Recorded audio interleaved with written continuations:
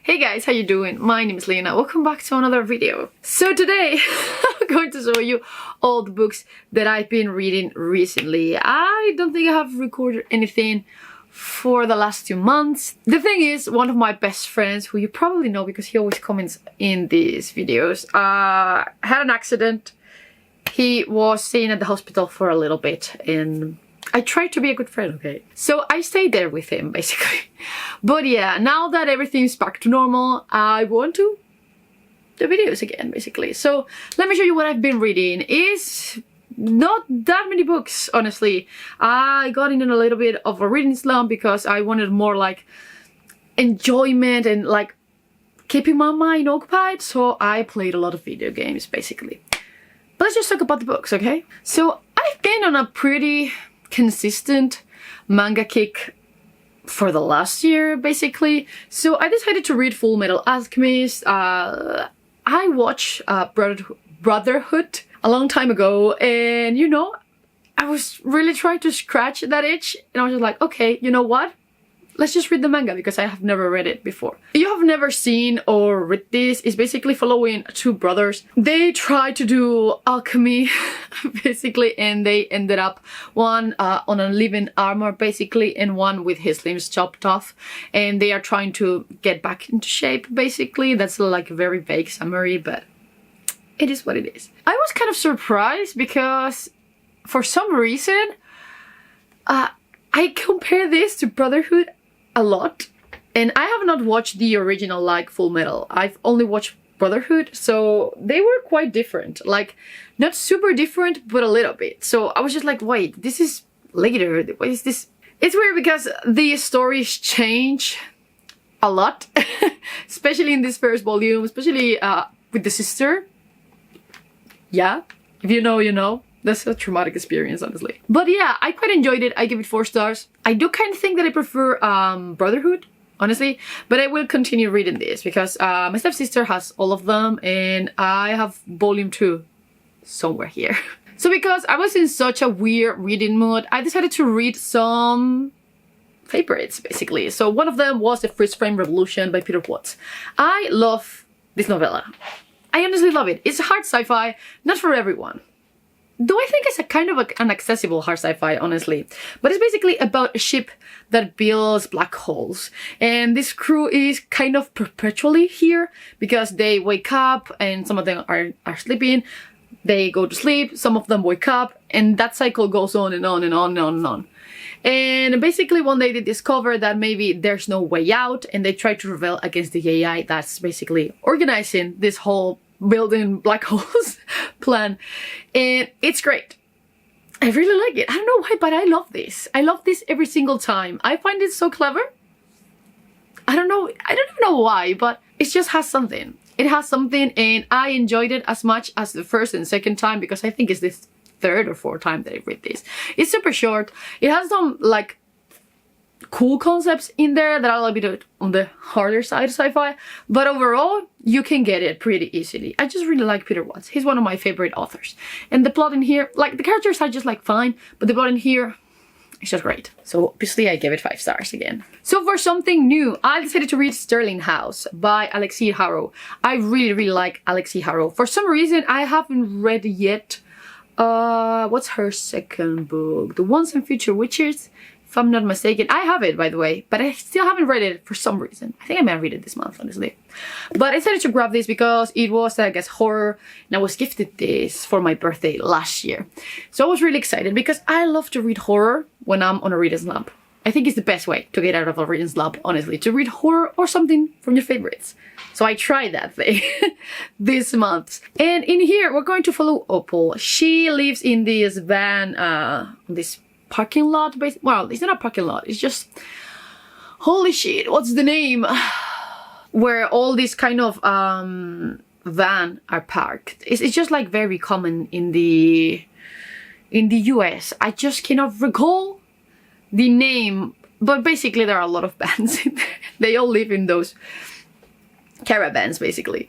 And she has always been obsessed with the Starling House, which is a house like on the top of a hill that is very creepy, but she's kind of like obsessed with it a little bit. One day she breaks in and she's offered a post there to work as a maiden, basically. Some weird shit starts happening. We're also going to follow the heir of the house. And I actually really like this, honestly. I ate this book up. I do feel like the beginning is stronger than the ending, personally. I think the ending is just like one thing and another one and another one and another one, instead of having like a huge conclusion. But at the same time, I actually really liked it, and I read it in like 2 days. So it was really good. But yeah, I give it like 4.5, if I'm not mistaken. I didn't completely love it, and we could have had like more horror elements in here. But I will definitely recommend the audiobook. It gives you like a really cool ambience to just listen to. And I will highly recommend it, honestly. If you're looking for a very like to the point, standalone, like horror-y, more like a little bit gothic, honestly. Gothic horror is just like my favorite. So that's why I was really attracted to this one. But yeah, highly recommend it. I actually really liked the main character. I think she was actually kind of smart, even though sometimes she made stupid decisions. In general, she was pretty cool. So yeah, check it out. Also, the plot was actually pretty good too. But yeah, my problem is just mainly with the ending. I was just like expecting it for it to end, and then just like one thing and another one happened. So it was just like, stop it. Then once again, a reread. I decided to reread the 7 Deaths of Evelyn Hardcastle, which is one of my favorite books of all time, and I just fucking love it. I read this I think it's my 4th time reading this, and I still fucking love it, dude. The concept is so mind-blowing. I just love it so much. It reminds me a lot of one of the episodes from Black Mirror. I will not tell you which one because it will be a spoiler, but still, in this one we're basically going to follow this guy named Aiden. He wakes up, he thinks he's on his body, and then but he only has these instructions. He needs to stop Evelyn Hardcastle from being killed at the ball that is happening this day, basically. And for that, he's going to be able to be in the body of 7 different hosts in this ball. And it's amazing, honestly. I just love it so much. It's definitely science fiction / fantasy. I will call it more science fiction, honestly. But it's fucking great. It's just fucking great. I just love it so much. The plot is fantastic in this book. The plot is the best part. I mean, characters are fine, but the plot, dude, the plot, I remember the whole story, but I missed like some parts of it because, you know, it's been like 2 years since the last time I read it, so I didn't remember them. And I was just like, damn, this is so fucking good. And it still is. It still is. So yeah, I give it 5 stars. I just love it so much. I know there's some people saying that there are like very controversial things here. I disagree. I disagree. I can see them. I can understand that. But I disagree. I just love this so much. I highly recommend it, honestly. For the new things, I also read, continuing that horror trend, the Scourge Between Stars. Yeah. And honestly, I already forgot about it. It was extremely forgettable. I think I can only remember one scene where they're just like rummaging through the ship and she comes across with the body. And then that everything starts like going on. I don't think it was like horror-y enough. I just found it like very predictable and not really that scary. Like it has gore, definitely, but mostly just that. And not really that much of it. I don't know, I was expecting like something like really horror-y, really gory. Like, I don't know, something like Alien, basically. But it just didn't happen. So, it was a little bit meh, honestly. I give it like 2 or 3 stars. It's easy to read, yeah, but at the same time, I already forgot the plot of it. Honestly, it was just like, sure, whatever. So yeah, I don't think I can recommend it. Maybe if you want to read something like a little bit on the lighter side and you want to be just done with it really fast, then try it. I'm still kind of curious about the book that this author's coming out with this year. So I might read it, honestly, but I will probably just listen to the audiobook and not get the physical copy. Then more new stuff. This is kind of similar to the other one, but this is Leviathan. I think it's only like a 3-volume manga, if I'm not mistaken, but this is volume 1, and it's basically about this ship, and it basically has like the shape of a ship too, like of a cruise. But they go inside and they find a diary. Basically they find the place torn to shreds, traps everywhere, bodies everywhere, and they find this diary. In this diary we have like the story of the ship, where they actually have like a crash and they have like 3 days left of oxygen remaining and they cannot get a signal out. So it's basically the story about how this group of kids, because it's a group of kids, actually manage to try and survive till the help came out, basically. It's really cool. I do have to say that the art, I don't think is my favorite. Honestly, I don't think like it's the best one that I've seen, but it's still quite interesting. It's still quite interesting. I got volume 2 just today, so I'll probably just read it soon. But basically I gave it like 4 stars. Not that high, not that low. I quite enjoyed it, but I think there's something missing here, so we'll see with the next volume. I read Sufficiently Advanced Magic. Yeah, this is where the name of this channel comes from.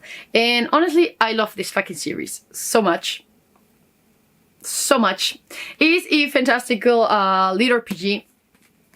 I love it so much. Corin is one of the best characters that I've ever had the pleasure to read from, and I love him so much. So, you know, because I was in this really weird mood, I was just like, you know what, I need something like happy and kind of cozy that is just really intense.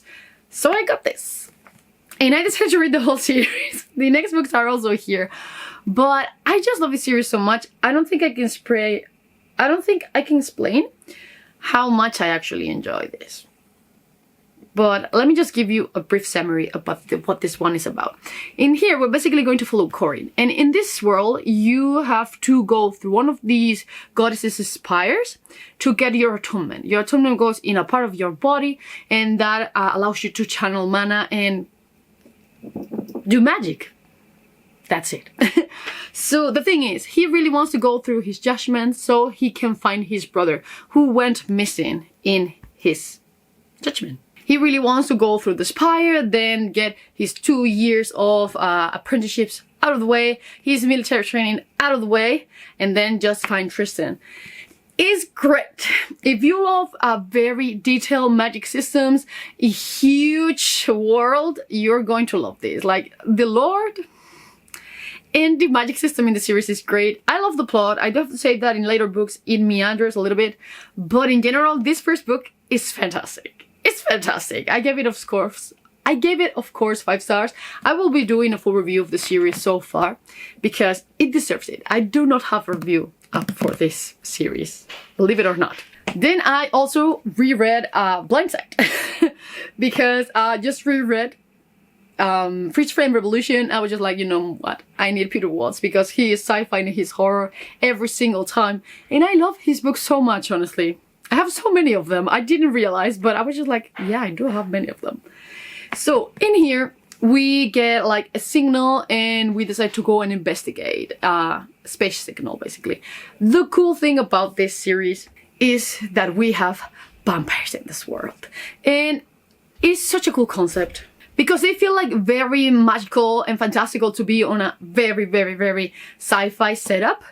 But they work perfectly because they are seen as like predators and like, careful, we wake them up. They might be like on a lesser number, but they could kill us all. And it's great. And I love the concept of this novel so much. There's a scene that terrifies me every single time that I read it. So yeah, but I do also think that it's a novel that you are better off not knowing much about. Just don't look up that many reviews for it. It's just better to go in blind, literally. So just try it. I, of course, gave it 5 stars. It's great. I do have a feeling that I might read Equipraxia, even though I hated it the first time that I read it. So, I don't know. I might do it, I don't think so. But I'll probably try it. Maybe later on in the year, probably later on. Another reread because I was extremely excited for the movie. I've reread Dune because I have this gorgeous edition, which I think is fucking amazing. And I'll probably just get the other ones just so they can match because this is just so beautiful. And the thing is, I didn't hate it as much as the first time that I read it. Like, I feel like actually the first time I said that I prefer the later part of the book than the first, and this was the opposite. I actually prefer the first part of Dune, which is a little bit more in the confusing side because of all the politics and the things that go on in this empire, than the later part with the Fremen. I don't know why, but this time I actually prefer the beginning. Probably because I've developed like a very like taste for more like political intrigue in books. Maybe. So I was more into that time, but I still think that it's more of a 3.5 than anything else, honestly. I do have to say that I liked it more this time around, probably because of my hype for the movie, honestly. By the way, the movie is a great adaptation. I much prefer it to the book, honestly. I think the change that they did to Chani's character works way better in the movie than in the book. So yeah, check it out. In here, like, Paul is more unhinged in the sense that he knows from the beginning all these visions and such. So he's like more aware that he's changing, and the rest of them, they're just like, sure, you're the Messiah, and no one steps in his way. So yeah, I kind of prefer the movie. I still, I'm going to keep this because this is beautiful, but I do really need to read Dune Messiah, honestly. So very quickly here, because I really want to finish talking about the books that I have here physically, I started reading Children of the Black Sun, which is very reminiscent of the Children of the Corn? I don't really know how it's called in English, honestly, but these dudes that have like the black, the white hair and the glowing blue eyes, like one night they were all born. Yeah, I think so. I read the book, honestly. The Midnight Cuckoos. Yeah, it's very reminiscent of the Midnight Cuckoos, but this time kids are born during an eclipse that turned people insane, basically. And these kids were all born with very white hair and black eyes, and they are fucking insane, basically. So yeah, we're going to follow a bunch of these kids. It's a very like short collection. I think it only has like 4 issues. I'm currently reading issue 4. If I'm not mistaken. But yeah, it's pretty fine. Some of them are 3 stars, some of them are 4 stars. But in general, if you're looking for a more like chilled type of mystery graphic novel, then maybe you might want to check these ones out. I also read Die Volume 2, which is basically like a D&D campaign, but very gory and dark, and every single character is like an asshole. It doesn't sound bad. I do have to say that visually is one of the most stunning graphic novels that I've seen in a very, very long time. Like, it's fucking beautiful. I have like so many wallpapers that are just panels from this comic. Basically, it's just fantastic. So just for that alone, I recommend it. But yeah, they're basically these teenagers that are moved into this fantasy world, and they ruled there for a long time. Then they came back to reality, and then they are stuck back inside with all the issues and troubles that they caused basically when they were there. So it's actually pretty nice. I do have to say that I'm still in the middle of the road with this, like 4-3-4-3. Deciding. I'm still deciding, but I will probably read volume 3 because the art is just mwah. So as I told you before, because I'm going to make a full review for this, I'm not going to stop too much into them, but I read I must say volume 2, book 2 and book 3. This is On the Shoulders of Titans, and this is the torch that ignites the stars. I must say the light.